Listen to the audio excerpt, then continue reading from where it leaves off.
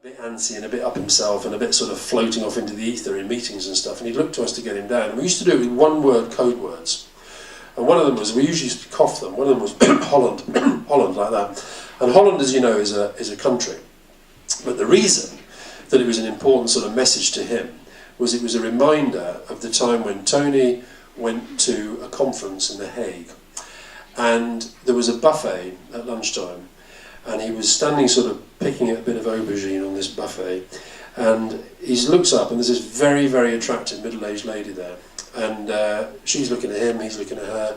Eventually she says, who are you, what do you do? And he says, oh, my name's Tony Blair, I'm a member of Parliament from England. He says, who are you, what do you do? And she says, my name's Beatrix, I'm the Queen. So Holland was a reminder that he wasn't always this great world leader. And there was another one when he there was an Arab leader in town, and this guy was so important Tony had to go to Buckingham Palace to see him. He was staying as a state visit, and so we got the briefing in from the Foreign Office. They said, this particular leader, please tell Mr. Blair not to speak to him before he's spoken to. Don't even say good morning, just wait to be spoken to. That's the protocol. Fine, okay. So Tony goes off, up the steps of the palace, comes out half an hour later. He says, that was the weirdest half hour of my entire life. I said, why? He said, because we sat there in total, complete silence for half an hour. Anyway, I get back to the office, urgent message, please phone the Foreign Office Protocol Department. I phone this guy. He says, I'm really sorry, we gave you the wrong Arab. He said, this one will only speak if you speak to him. So, if any of you bump into Tony, and he's getting a bit cocky, just say to him, Alastair says Holland and Arab, and watch his tan fade away. Now, so there we are. We got Tony. Then of course we get Gordon, and again it's been really interesting to watch this. If you remember, see, this is why I get so sort of I can't say I'm in despair about the media, but it is a bit of a problem. When you remember when Gordon took over, it was like, do you remember the first few days? In fact, the first few weeks, he could do no wrong.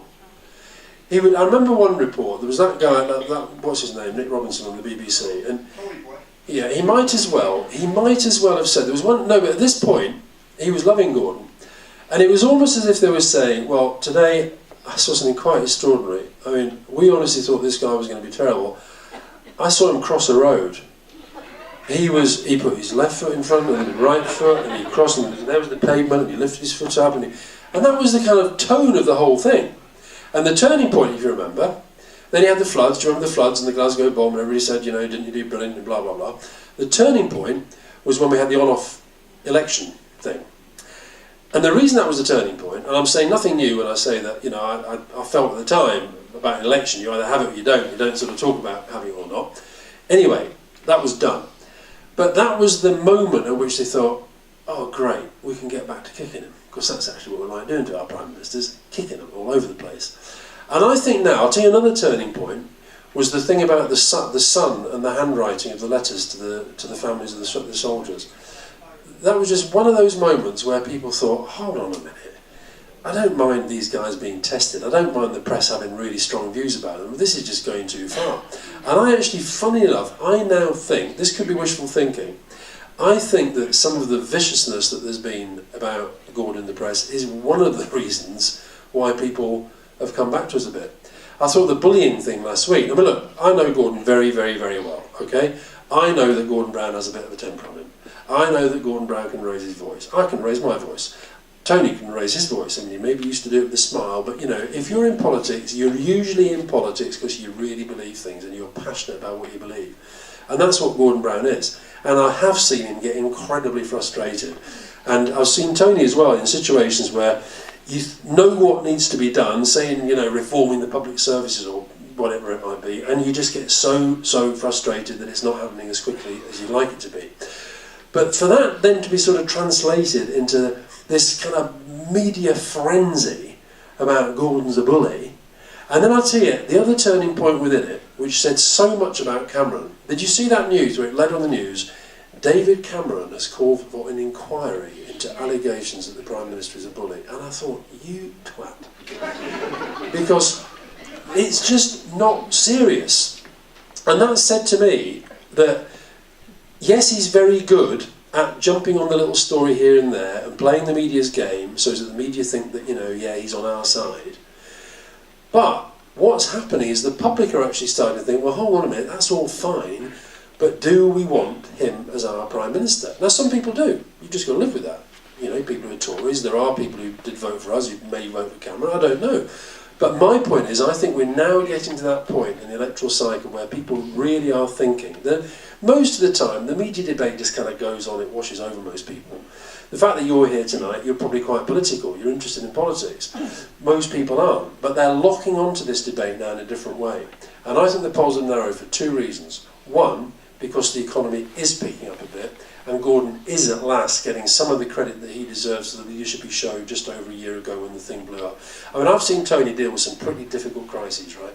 But you just imagine being at the centre of a storm like that, having to take some incredibly big decisions, having to try and build international alliances to get those decisions taken through the global system. That was tough. And then, so that's the first thing, the economy picking up a little bit. And the second thing, as I say, is that without the help of the media, the public are starting to ask really serious questions about the Tories, and they're starting to think maybe they don't quite stack up. Now, to go back to where I started, 1992, Peter Jenkins saying we could never win again.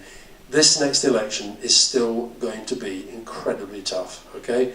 I was involved as a journalist in several elections and as a campaigner and member of Tony's staff for several elections, and I can honestly say, right back to 1979, I got every single one of them right in terms of what I thought the outcome was going to be.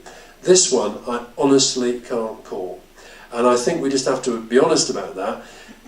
I never understand why politicians feel they have to go out and say, of course we're going to win. Nobody knows who's going to win because it's obvious that public opinion is quite fluid. Whilst it's fluid, then it's the job of anybody who believes that a Labour government is better for Britain than a Tory government to do what they can to make sure that comes about. And honestly, believe me, the media is less important than people think. What really matters is that people of belief and of conviction speak to other people who are maybe don't quite have the belief, don't quite have the conviction, and we all become ambassadors for the things that we believe in. And people talk a lot about the internet and Obama's campaign. The internet is going to be incredibly important in this campaign, I've got no doubt about that. And people talk about Obama and how brilliantly they used it to raise money. That is true that they did it.